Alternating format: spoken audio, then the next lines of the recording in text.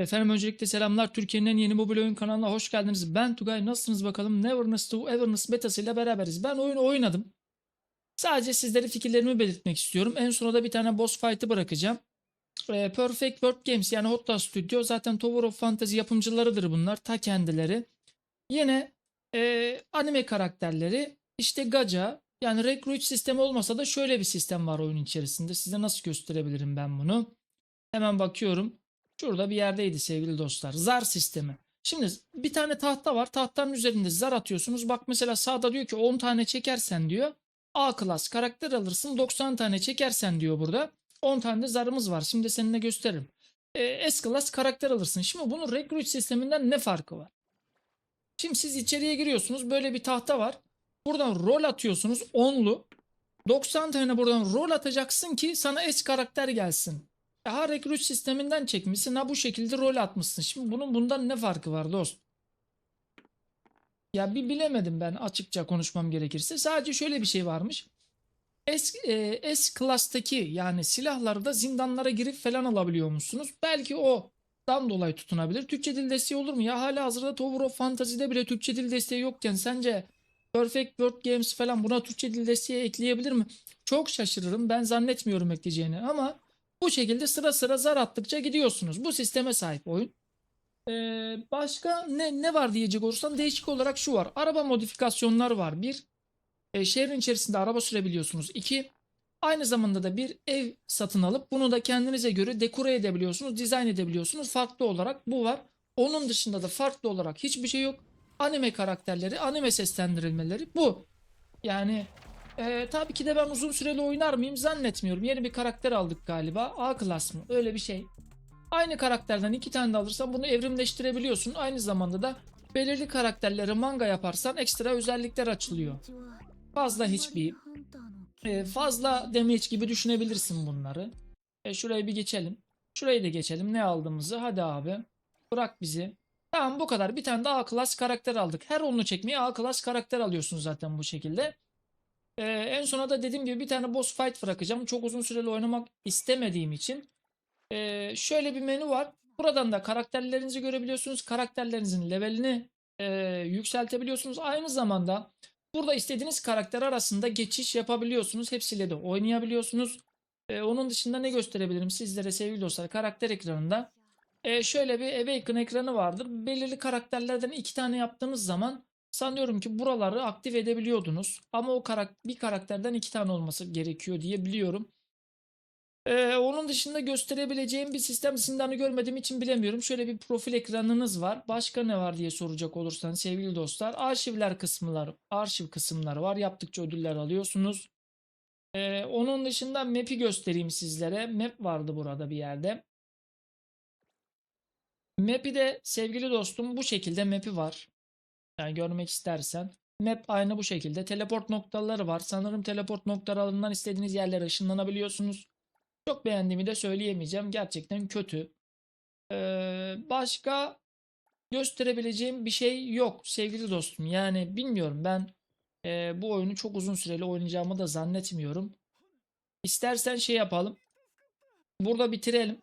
Anlatabileceğim de çok da fazla bir şey yok. Dediğim gibi en sonunda bir tane boss fight göreyim. Böyle evlerin içerisine falan giriyorsunuz. Çok uzun görevler oluyor. Aynı zamanda geçemediğimiz sinematikler oluyor. Bu da beni sıkıyor diyebilirim. Az çok sistemi sana göstermeye çalıştım. Bu şekilde de bir çantanız var. Mağaza sistemini de göstereyim. Burada çantada yemek yeme bölümleri falan da var. Yani hani karaktere istediğiniz gibi bir mesela yemek yedirebiliyorsunuz. Bizim karakter hangisi şu an elimizdeki karakter?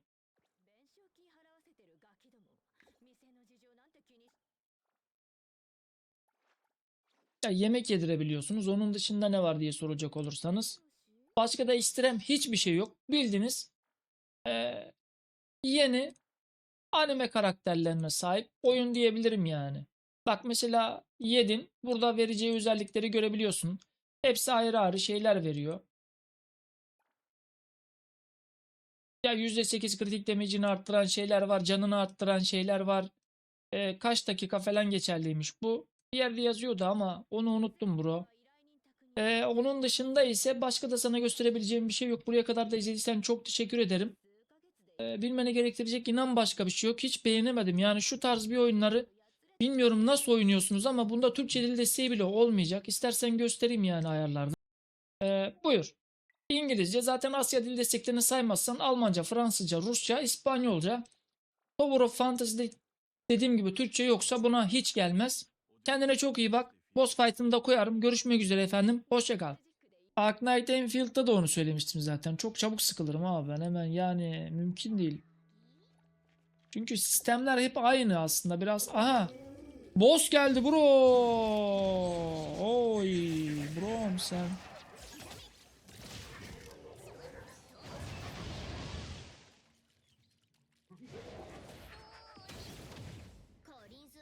Güzel doşladık.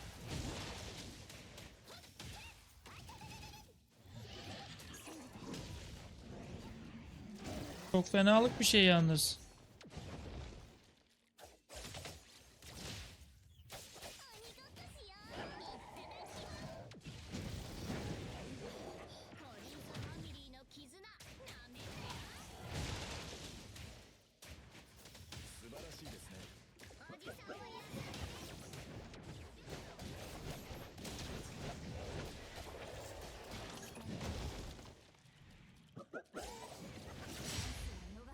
Of.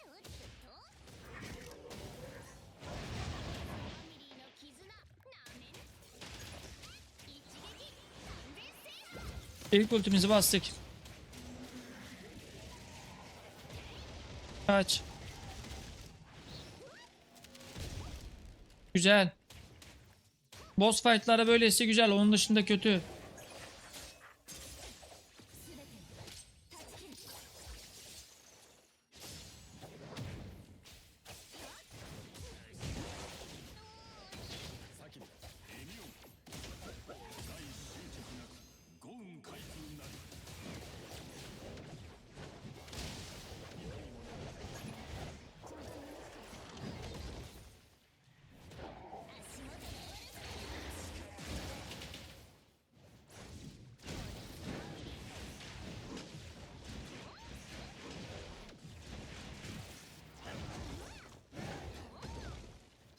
Abi çok fenalık bir şey yalnız.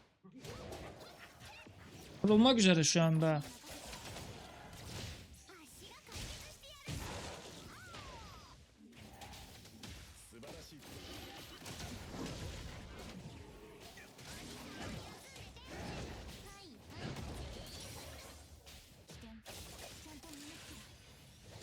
Dörtlü geldi galiba.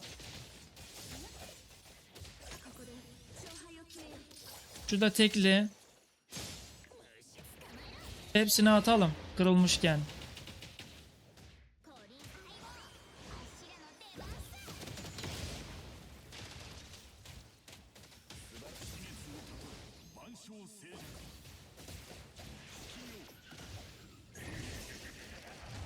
Oo! Bu ne?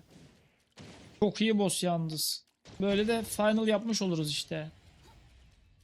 Minileri de mi çıkarttı? Hadi canım bu neymiş be?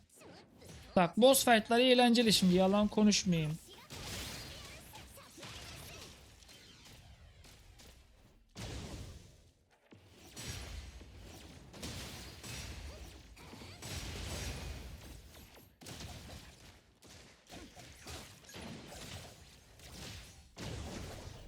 Nice.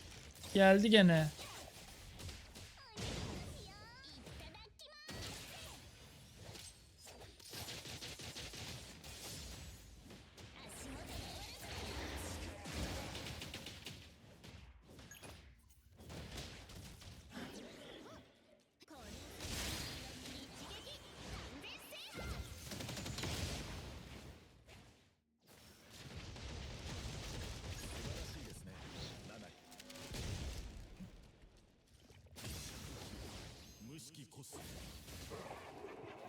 Nice.